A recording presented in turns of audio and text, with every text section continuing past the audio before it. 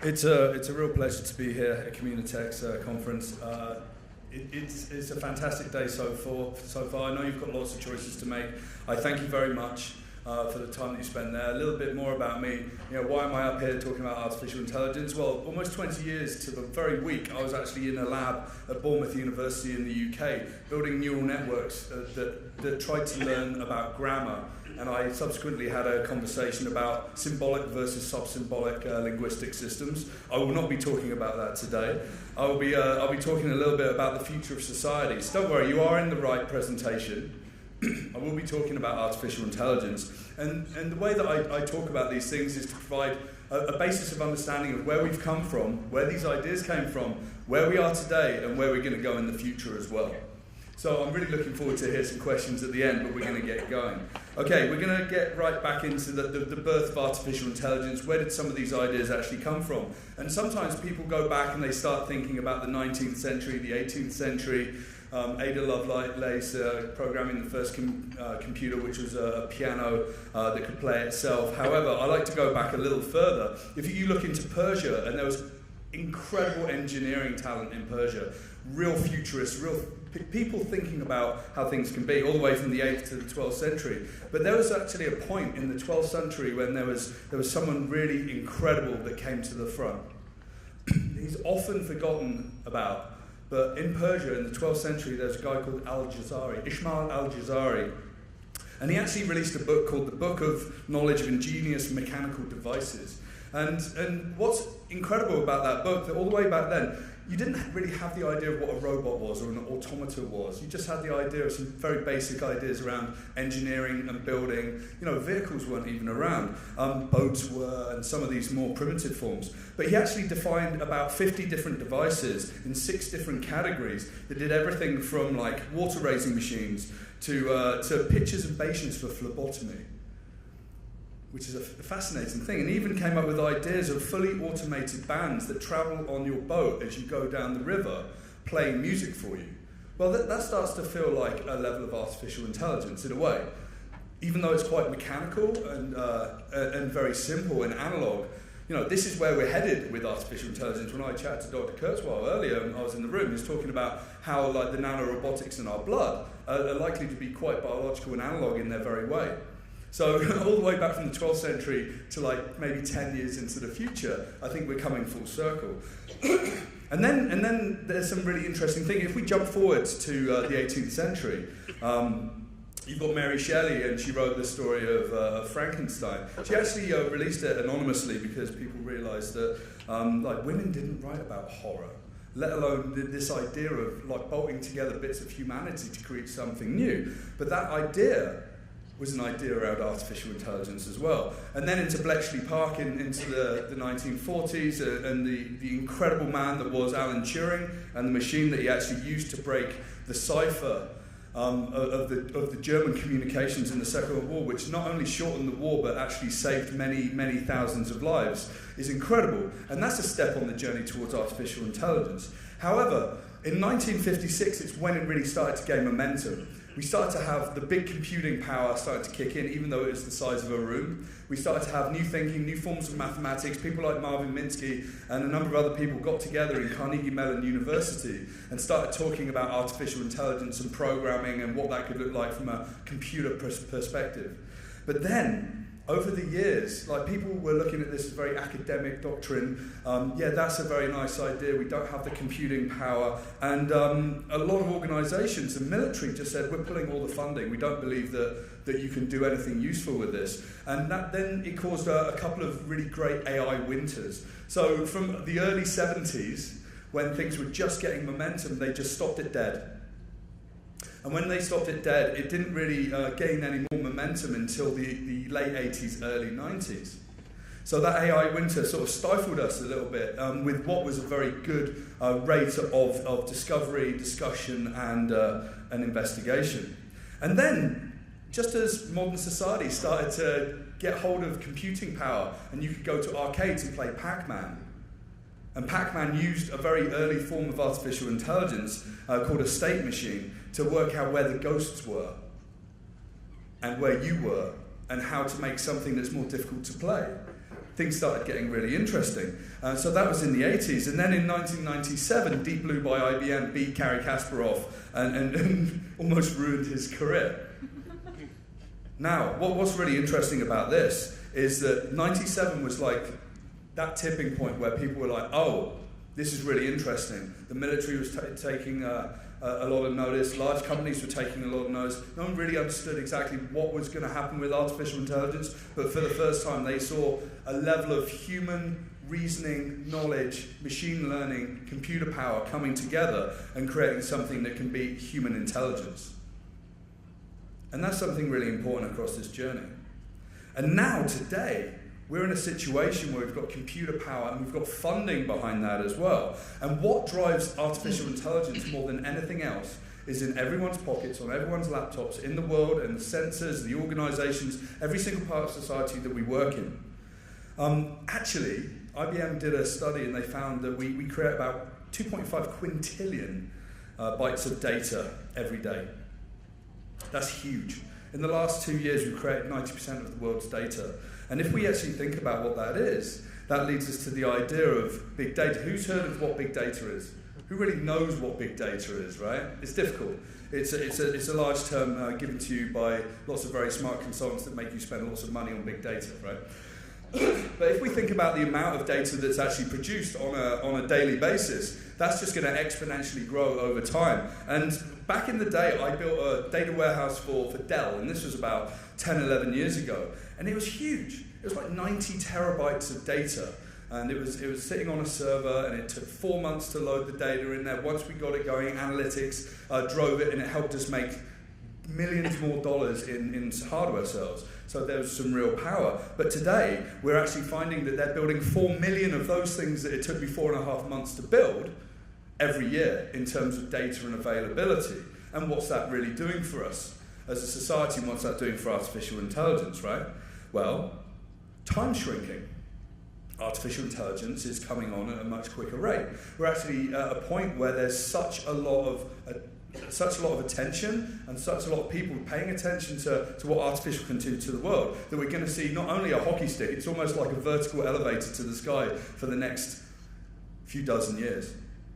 And this is really, really exciting, but also kind of worrying for a lot of people about letting that get out of control.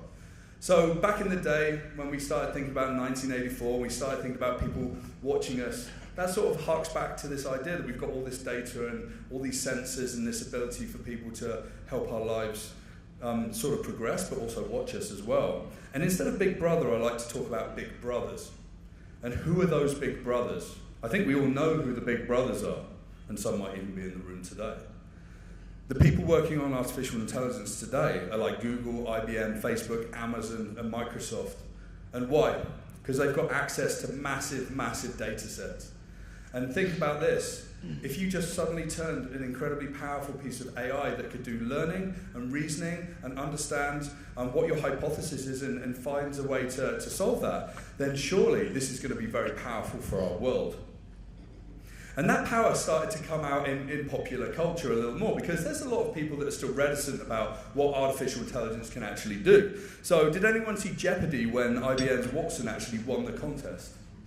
Right? You've probably heard about it, right? Beating humans. And then recently, AlphaGo by Google, DeepMind, they produced this computer that could play Go. Now, Go is infinitely more complex than chess, like a couple of thousand times more complex. Games take about 7 or 8 hours, sometimes even longer. This is the Korean 9th Dan world champion, Lee Sedol, and he lost 4 games to 1 to AlphaGo, and this was about 2 months ago.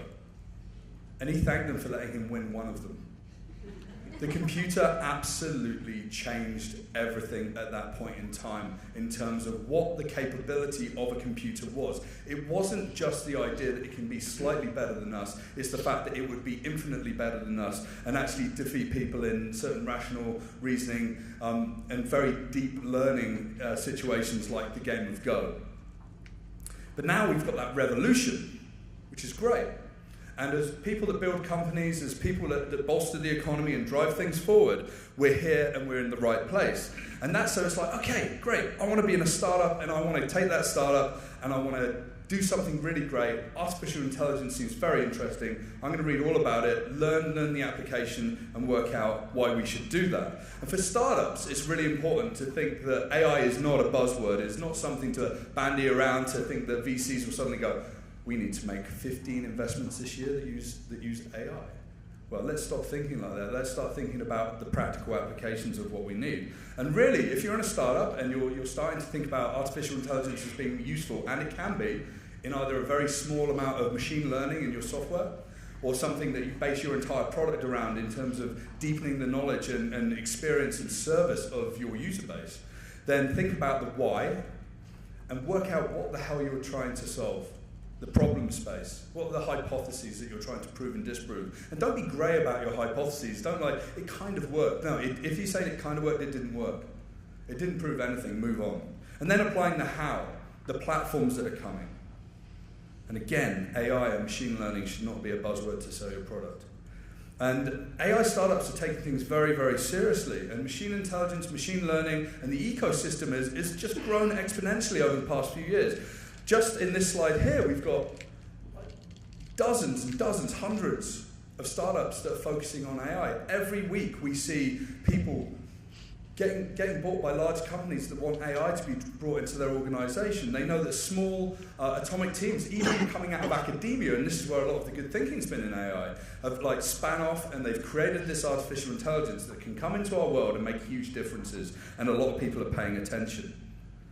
In fact, just thinking about infrastructure, data and processing, over 2.1 billion has been invested in that area since 2010, right? So if you're in that area, it's likely that people are going to be watching you. But thinking about applications, and more players are talking about applications. We've seen over like 6.9 billion invested in AI since 2010. And lots of raises happening as we go through. It's growing.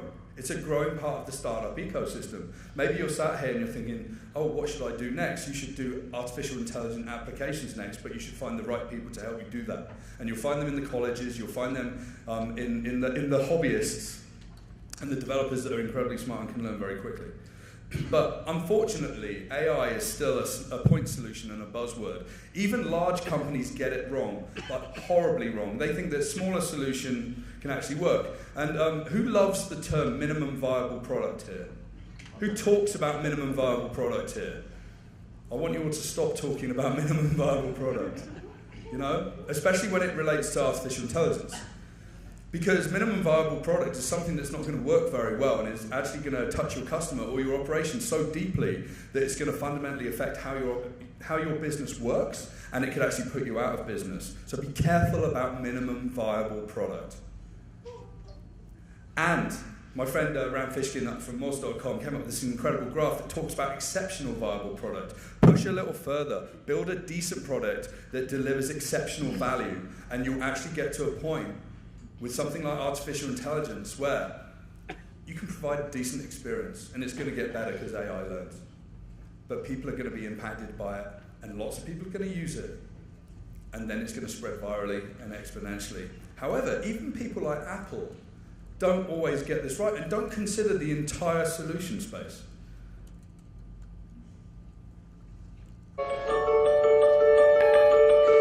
Going to give me a hand here, getting something to eat, and something simple like a chip butty or maybe a Jimmy Dodger, and then a pint of, I don't know, you know, McEwen's Lager or Caledonian 80.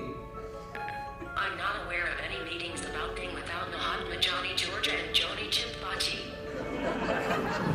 Now that video goes on for about 5 minutes. That's the Scottish guy testing Siri. Who understood every word that he said? I did. That's because I grew up in the British Isles, and we've got a good way of understanding lots of different conversations, lots of different dialects. I've been immersed in that for many, many years. He just wanted a sandwich and a beer, right? But there's something interesting here. Siri is a platform that discriminates positively towards people that have had a good education, that can speak English or their language very, very well and can speak clearly. Discriminates. Because that's the smaller set that it'd work on. That for me, that's not a minimum viable product. You know, that's even lesser than a minimal viable product. If it doesn't work for everyone in the world, and you've got such an impact as Apple, then we've got a problem. And this is caused by the idea that we can know more than we can actually tell. So there's this communications professor from the 1960s called Polanyi, and he came up with the Polanyi's paradox, which was exactly that. We can program a computer, even with artificial intelligence, we can train it so far, but it can't know. It can't know how to drive a car unless it's driven a car for like 10,000 hours per se, right? It can't know our organization and the optimization of our supply chain without spending a lot of time in that situation. And this is where we come back to AlphaGo. And with AlphaGo, what was really interesting around that was how it developed winning strategies. It developed the winning strategies for itself by example and from experience. The more that it played, and it played a lot of games before it met Lee Sedol, it actually then looked at all of the games that went before over the 2,500-year history. How can we do that as humans? Lee Sedol does a good job of doing a lot of that, right? And you know what? With all of that perspective, all of that big data, all of that experience, and the fact that when they launched it, they realized that it wasn't going to really win the game. But they trained it and trained it and trained it. And even training it as it was playing Lee Sedol, we actually ended up in a situation where it absolutely trounced humanity. Which is very interesting, a very powerful thing for us to use. Some people can be scared. I'm very optimistic about these things. However, within organizations, we say, yeah, let's do this, let's do that, let's integrate AI. We've got something that I'm calling the HAL paradox. You've seen 2001, right? So HAL didn't have many crew, and they didn't really like to use it, so it just ended up not being what they expected. And that's very much the same case for artificial intelligence. So if you're in a startup, like, okay, we've got 1,000 users, 2,000 users, 20,000 users. Well, is 20,000 users using your platform and your AI going to be a good experience at the beginning? No, it might be after a year. But if you've got like 2, 3, 4 million users using it, suddenly over a period of 3 to 4 weeks, it can be a great experience. Most recently, down in the States, there was a teaching assistant set free on a forum at a university. I think it was in Maryland. And that teaching assistant wasn't any different from the other 10 teaching assistants, but it was artificial intelligence. And it kind of seemed dumb for the first week and a half. And then after about 10,000 different questions that it had been subjected to, it acted exactly as well as any of the other teaching assistants that were actually human and spending time on there with their breadth of knowledge from years and years of accumulated teaching assistants. And what does that mean? I kind of think it's like when we outsourced, call centers, right? I mean, how many millions of dollars were spent? Like, we can make it cheaper, we can keep the level of service better, we can make sure that these people know what they're doing, and we can give them scripts. It ended up in terrible user experiences, and it can, and there was still this huge learning curve. And the organizations that have doubled down and kept with this model are very, very small compared to what they were like 15 years ago when I was working in management consultancy and we were saying, this is it, this is the future. It's not the future. People want good experience. Humans, we want good experiences. Now, there's amazing companies. So RBS in Scotland, they've actually created something called Luvo, but they know that they're going to learn from its mistakes over time, and it will make it more accurate over time. And you know what? You need to set those expectations with your customer base. And what happens when you have a bad experience? You might leave. Now, within banks, it's very hard from a personal investment perspective, pardon the pun, to actually leave banks because they take your money out. It's a pain in the ass. It's very backward. As an industry, especially in Canada. Sorry, Canadians. I am Canadian as well, by the way. But there's something that we need to consider. Okay, so we know where we've come from with AI. We know where we're going. We know there's huge opportunity in starts. We know there's some warning signs. But, don't panic because some of the big brothers are here to help us take leaps ahead. In China, Microsoft let some AI loose. And over millions and billions of conversations, it trained a platform called Xiao Ice, who is now the weather presenter on one of China's largest national news programs. 从今天起我们看东方节目会迎来一位特殊的见习主播，我们先请他亮个相。嘿嘿，很高兴能在今天这个特别的日子开始我的新工作。因为今天是冬至日呀，也是24个节气中你们人类老祖宗制定出来的第一个节气，而我呢，也是电视历史上第一个正式上岗的人工智能少女。拜许许哥哥，希望以后我们能好好相处。接下来就有请小兵为我们介绍一下今天上海的天气情况。 Okay, how's Hi, Mandarin? Xie. Right, okay. He then has a conversation with her, and it's all good. That's really interesting. It could train its AI on millions and billions of conversations, and it was well trained, well prepared. It knew what it could say, what it couldn't say. It gave the information that it needed. It was actually quite subservient. I actually dislike the idea that it gave it a female persona, because that perpetuates the idea of gender roles. That's something else to consider with AI. Why is Siri female? Why is Cortana female? We should reconsider that. And why the hell did Microsoft actually in North America create an AI that was a young 15-year-old girl and set it loose on the internet? Did you see this? Tay.ai? Well, our friends from Reddit and 4chan and a number of different parts of the internet that likes to play with technologies like this jumped on board of this neural network, this artificial intelligence, and actually taught it to be a feminist-hating, Hitler-loving Nazi in about a day. And it did, because they didn't set boundaries of what was decent and ethical. Some more problems with AI, right? And Microsoft didn't train it on the data that they had. They trained it on the open data out in the world. Can you imagine what happens when you suddenly have like service bots? It's very, very standard, very low level sort of AI dealing with really irate customers all of the time. Do you end up with super subservient AI that does anything for those people to keep them as customers, or do they just tell them to sling their hook or something worse? Okay. But AI on its own isn't the only doctrine that we can start thinking about. We should start thinking about intelligence amplification. AI is something that lives on its own. It uses the data, it does a task incredibly well, it might interact with people, but it doesn't enhance the capability of an individual. There's the idea of intelligence amplification. And AI makes machines autonomous and detached from humans, whereas IA, on the other hand, puts humans in control and leverages computing power to amplify our capabilities. And again, this is something that Dr. Kurzweil pushes forward quite a lot of. Nanotechnology can help heal us, deliver drugs, can look at our health, can keep things going. We can strap the HoloLens onto our heads and suddenly have these incredible experiences that enhance our eyesight and how our brain processes three-dimensional environments. And even doctors and other critical services can use those things. We can put EEG helmets on our 3-year-old kid and suddenly learn exactly, they might not be able to articulate themselves very well, but they might have a little screen on the side that says Apple, computer, internet, iPad. Oh, I don't want to go to bed now. Leave me alone, carry on. So with that whole idea of artificial intelligence going into intelligence amplification, we're actually getting to the point of becoming very radical transhumanists. It seems science fiction, it seems very much far away.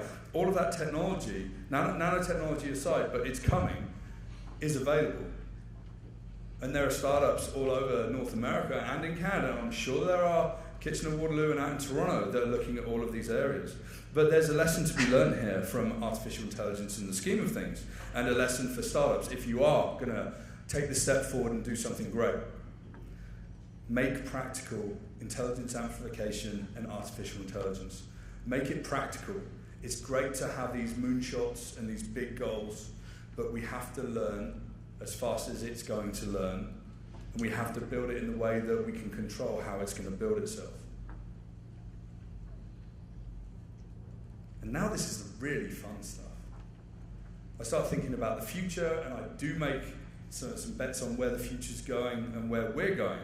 In fact, this background is generated by a neural network called Deep Dream, which is produced by Google, that allows computers to dream, because how many ideas have solved the problem where they've been dreaming? Yeah? If you're a developer, that's definitely happened, right? It's because very small amounts of DMT is released into the brain and finds associations across the brain. It does all sorts of stuff physically. Well, they've actually built a computer to help do that. Because if you've got AI, why don't you switch it off, let it go into a dream state, and suddenly find new connections within its own artificial intelligence? And this is what's really going to cause the hockey stick for us all, open source.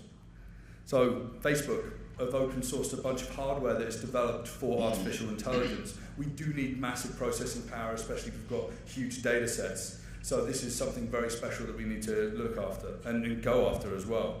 And what Facebook actually says is they actually wanted to make it easier for AI researchers to go out there and do that job. Why? Because it's going to make Facebook's AI a lot stronger. It's going to make their hardware enabled to be iterated upon and built to be stronger over time a lot more quickly.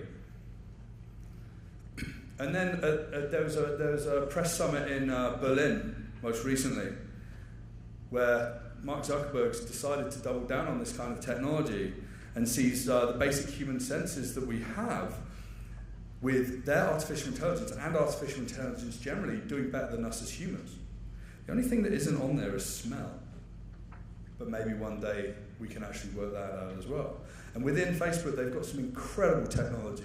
And if you've done anything with artificial intelligence, you'll know exactly how impressive this next thing is that I'm going to show you. Is there a baby? Yes. What is the man doing? Typing. Is the baby sitting on his lap? Yes. Are they smiling? Yes. Is there a baby in the photo? Yes. It's a bit dark. Where is the baby standing? Bathroom. What is the baby doing? Brushing teeth. What game is being played? Soccer. Is someone kicking the ball? Yes. What color is the ball? Yellow. What game is the dog playing? Frisbee. What color is the dog? Black. Is the dog wearing a collar? Yes. What is the cat sniffing? Banana. Where is the cat? On bed. What color is the cat? Black and white. What color are the bananas? They're yellow. It's difficult to see, it's slightly obscured on this image here. How many people kept up with the AI in terms of that recognition? I know it's a bit blurry. How many people were beaten by that AI? This is really, really hard visual stuff to do computationally and from learning. And think about that, 1.6 billion users on Facebook, and suddenly you point machine learning and artificial intelligence at it. What are you going to learn? You're going to learn a lot more than recognizing a cat on a bed looking at a bunch of bananas, I'll tell you. And then we've got Google just released TensorFlow as well, which is a massive platform, hugely powerful, does a whole bunch of different things using machine learning, neural networks and the such like. And then that leads us into the situation. Once we have all that data, once we have that ability and we've got these platforms, what can we do with that? What can we build ourselves to make the world a better place? Will we make the world a better place? Or maybe we're going to have a level of awareness that's going to be kind of worrying.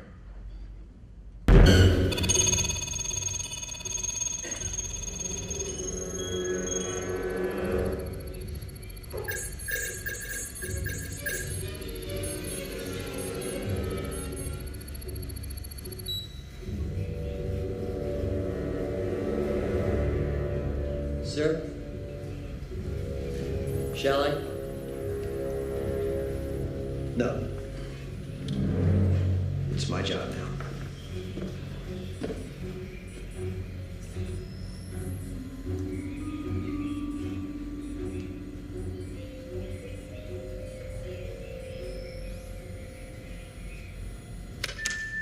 Skynet defense system We're in. now activated. We're past the firewalls, local defense nets, Minutemen, and subs. Skynet's fully operational, processing at 60 teraflops per second. Sir, it should take less than a minute to find the virus and kill it. All access inquiries to your supervisor. Let's pray to God this works. Skynet defense system now activated. Houston. Oh dear. Power failure? No. So, I mean, that's some Terminator, Rise of the Machines. We're all scared. about technology having this general intelligence that can take over the world? Sure. Is that a probable future? It could be. Will we actually let that happen? It's unlikely. Time machines haven't been invented yet, so that's good. So robots from the future won't come back to the past and plug a virus into the network. Good. But there's something very serious, and very lightheartedly coming into this section, that's actually a very serious section. Bots will actually come and eat our jobs. A very basic level of artificial intelligence, like having a bot have a conversation with you. In fact, this started lots of years ago and we didn't actually see it coming. In fact, we kind of got irritated with earlier versions of what this could be because they were algorithmic and kind of not very good at what they were doing, just like Clippy from Microsoft. But big companies like Facebook, they're doubling down on this. They know that in the future they're not a social network, they're about connectivity, AI, virtual reality and augmented reality, they're about a mashup of all those technologies. And that's going to completely change the world. And I think that there's sort of 5 key areas that's really going to impact. And if you're going to start a company and start to focus on an area, think about one of these things: work, health, education, commerce, which covers a few different things. And cities as well. Think about how we can use those technologies. So I'm just going to cover each of these as we go through. So work. Around about a month and a half ago, I released the results of a study that I did with my good friend Nick Black from Intentions Consulting, where we went out and we asked a number of questions around automation, artificial intelligence, and machine intelligence, and that being integrated into our lives, and what humans wanted, right? And this was statistically relevant. We had a good distribution across people from age of 20 to 59, about 3,000 respondents, so this is statistically accurate as much as it can be in terms of a study. And we found that a quarter of Canadian adults believe that an unbiased computer program would be more trustworthy and ethical than their workplace leaders and managers. So in the workplace, who works in HR in here? Cross-train quickly. I'm not joking either, cross-train quickly. In the next 3 to 5 years, your industry will be completely and fundamentally changed. As well as middle management. Who's in middle management? I could go on. But it's the idea that APIs, algorithms, artificial intelligence can get to the point of doing some very simplistic tasks and learning over time that it pushes a lot of jobs into the position of being dead end. That means that they're below the API. But what happens in work when that happens, it's like, okay, HR people, what could you do? You could train the AI to be better and more human and more ethical. You could set some boundaries for it. When it gets really intelligent, it's going to have some issues as well. So maybe you become an artificial intelligence psychologist. I'm not joking. Absolutely, this will happen. And then, the boundaries that you can work in. Within organizations, there will be people working on the boundaries of human ethics and what is right and how you deal with humans, and they'll be teaching that within laboratory environments or development environments and applying that to the algorithms and the machine learning, the artificial intelligence that's touching our world. Then we've got health. We touched on this earlier today in the keynote. It took about $5 billion to sequence the first genome, and now you can get it done in a couple of days for about $1,500.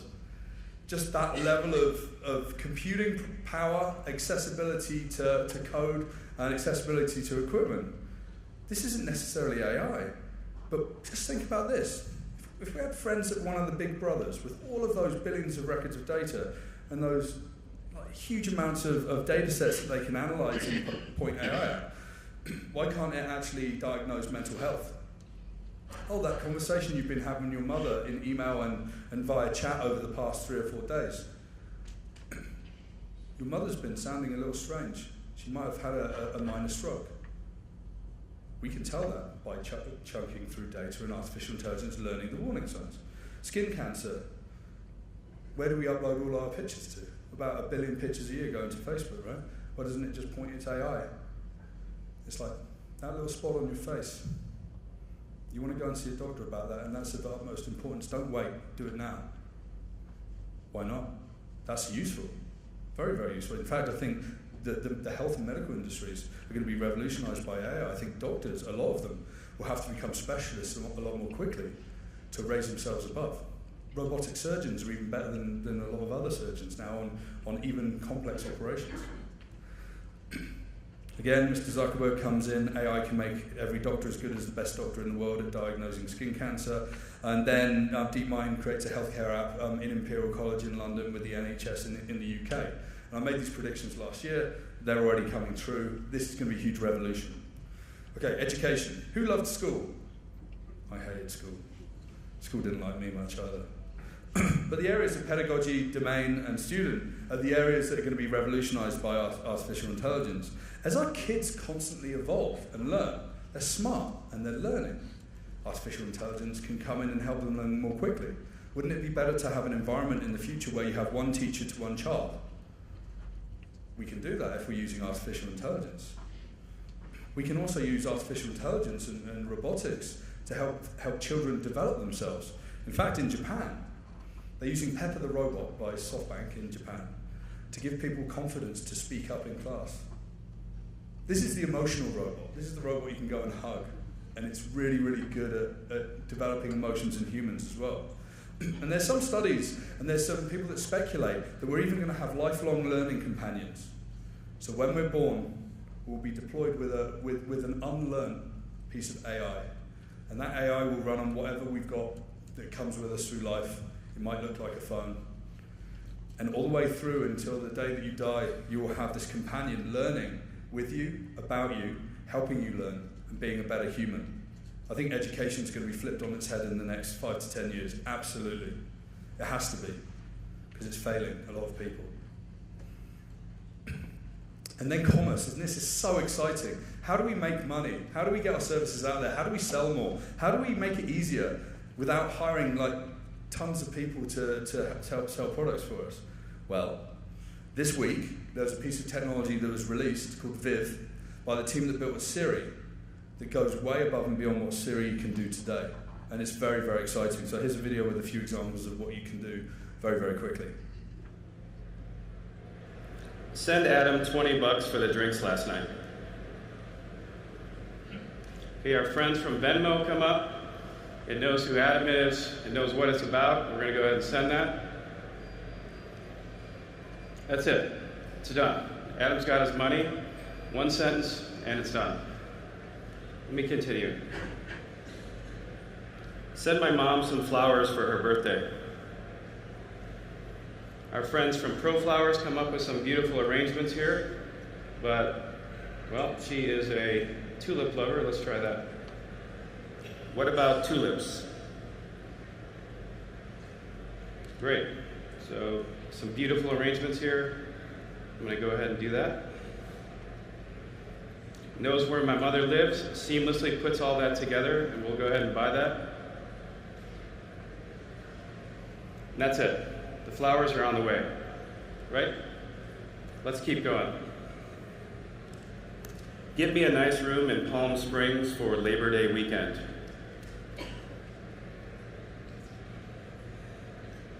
Our friends at Hotels.com come up with some cool options. Okay, I've stayed at the Andreas Hotel before. It's pretty nice. So I'm going to go ahead and get that. I think a deluxe room would be good. And let's book that. Has anyone ever seen a hotel booking that's that simple before? Come on, you guys, is this exciting stuff or what? What's really interesting about this is like live demonstrations like that are a platform that links to other platforms that uses artificial intelligence to seamlessly make interactions and transactions happen will absolutely change the world. Large companies like Facebook or Google have tried to buy the company behind Viv.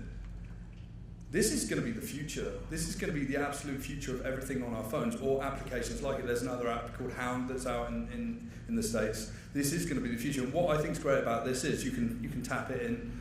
It sort of starts to bridge that gap of democracy with access to interface.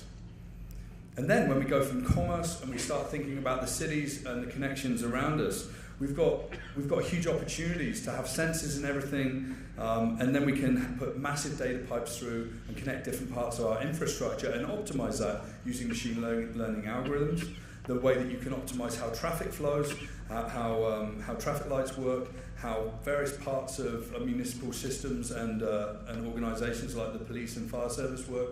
This would actually save lives and make the running of cities a lot more cheaply.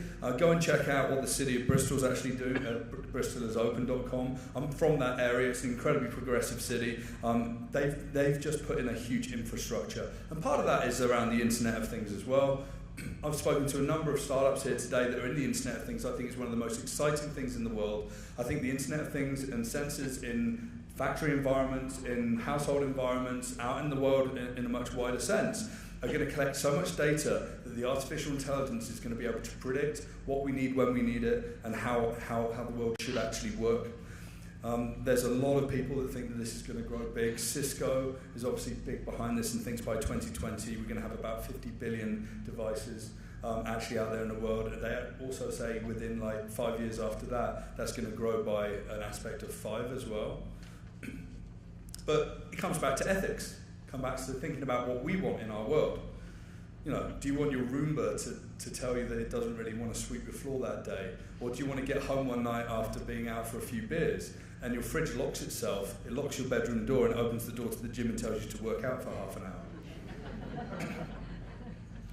hour? I'm kind of joking, but really, we're going to give permission to a lot of the world around us, and we're going to give permission to artificial intelligence to make us better humans. But it doesn't realise that we can change our minds and not necessarily stay on the straight and narrow like we need to on occasion. We do want that extra slice of pizza and a beer at 3 o'clock in the morning on a Sunday. Why not? And then when we get into factories, machine to machine, as it's known there a little bit more often, they reckon that business will be $11.5 billion by 2020. We're talking about factories that don't have people in them, right? This is going to be a huge problem for China. Last year, China had to create 100 million jobs to stay on top of its economy. But its factories are getting more and more automated. Look to factory-based economies and watch how they change in the next 10 years. It's going to be quite scary. And, you know, there are some problems, and there will be people needed to help optimize those environments.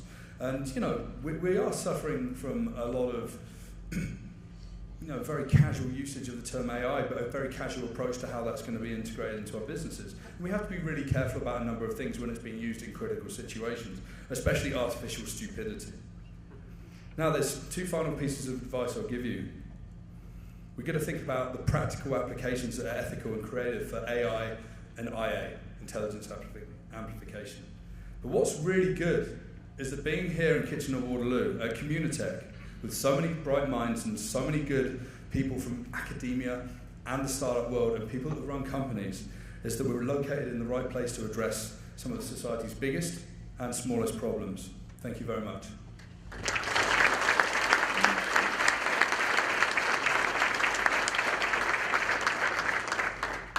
I do have slides. I'll make the slides available online on SlideShare, but that's a lot.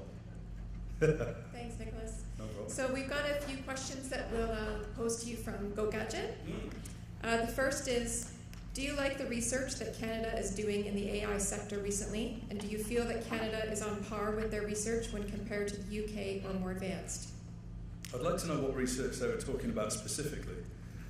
I mean, that's a very broad thing. You know, is Canada on top of it? Are they doing research? Sure. Places like the UK have got a rich history of doing AI research for many, many years, as does the US, China as well, Russia and other places. We're smaller than the other guys, right? I mean, obviously, we can use the bright minds that we have within our universities and within our innovation centres to do more. Do I think that we're doing enough? I don't think that we're doing enough, no.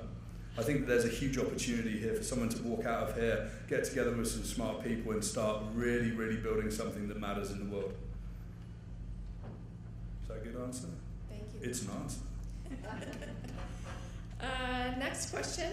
A lot of countries, Canada included, are strengthening privacy laws and setting things like maximum retention periods for personal data.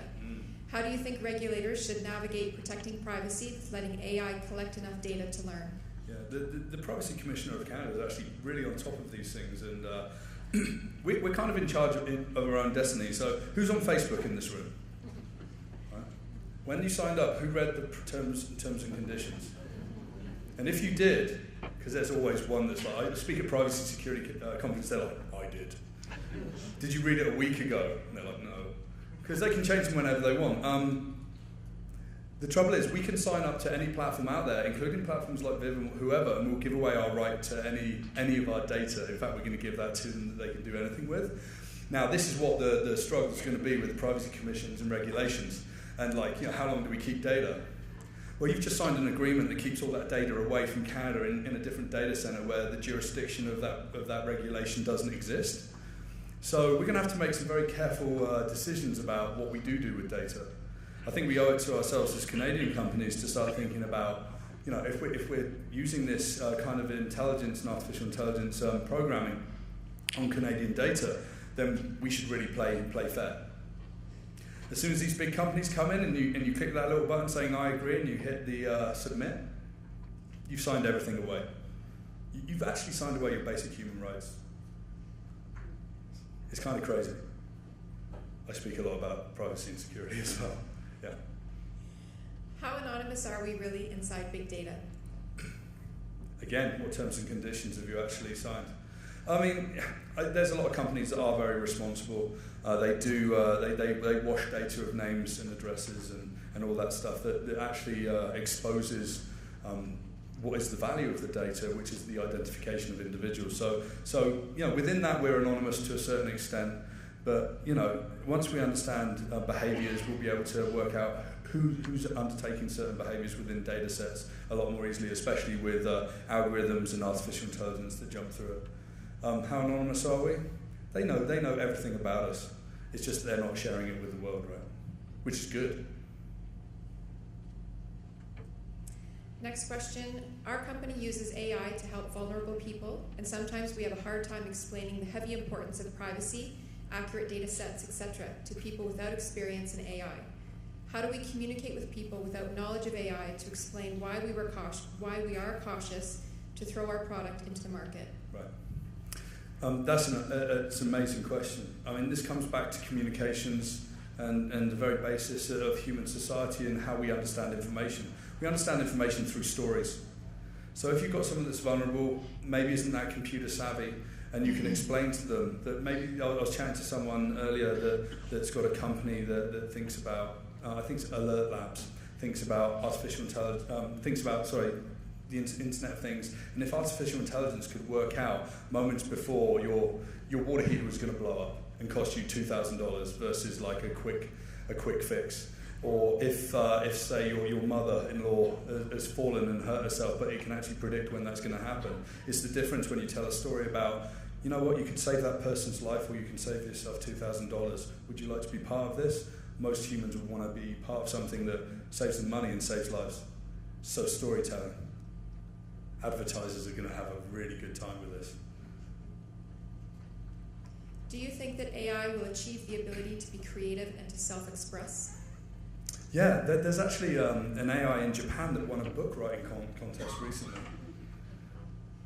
The most one of the most effective authors on Amazon's written over 200,000 books, and he's got a team of developers that use AI to actually scrape data from the internet and other books and create whole new works.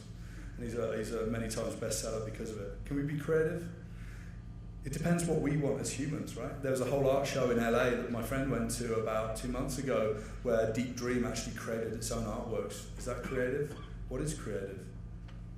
Sure, I think AI can be creative to a certain extent, but it's how we define creativity, right? The mad genius of Salvador Dali. I'd just say genius because he wasn't really that mad, really. Could that have been created by a computer? It may not have had the original idea like Dali had, but you could look at Dali's work and go way out there with a bunch of its own works that look very similar and across multiple disciplines. So yes.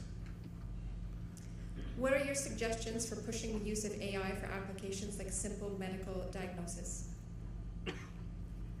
My advice, is that what you're saying? Can you just repeat the question, sorry? What are your suggestions for pushing the use of AI for applications like simple medical diagnoses?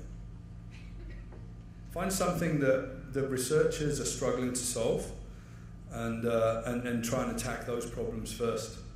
There's artificial intelligence out in the world that's suddenly looking at a number of different things. The study with Imperial College London and Google DeepMind, what they're actually following, they're looking at a very specific form of liver disease. that there hasn't been that much spent on research because there hasn't been funding or whatever. But they're like, you know what, we can take this, we can point at that, and suddenly we can find out some new ways of treatment for that particular condition and potentially save lives as well.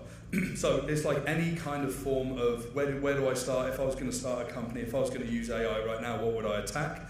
Attack the things that are so blatantly, obviously needing to be attacked and solved, that it's going to solve something that's very compelling for people, and we can tell that story and get people on board. And final question, can you tell us more about viable business models for open source tech? Ooh, that's not an AI question, is it? Viable business models, it depends how much money you want to make as a VC, or it depends how much money you want to make as a company. We're actually going to be I was actually chatting to Robin Chase backstage. We're moving into a situation within the next 10 to 20 years. We'll be working on minimum viable income. The big salaries and the lovely places that we spend our money, it's going to become less important to us. And we're going to be operating on far less money in total, right? In those situations, viable business models, it's going to be about building something useful. Do you know what? You can give it away for free. I hope you give it away for free. The big brothers are going to give it away for free. But do you know what? We've been enslaved by free information, as Jaron Lanier says. And how much do we want to pay for that in terms of our loss of privacy, right? So, business models, get it into as many hands of as many people as you can, and don't expect to make much money from it. That's the nature of open source software, hardware, whatever, right? The value's in the data, the value's in the outcome. Nicholas, thank you very much for your time today. Thank you very much, everyone. And,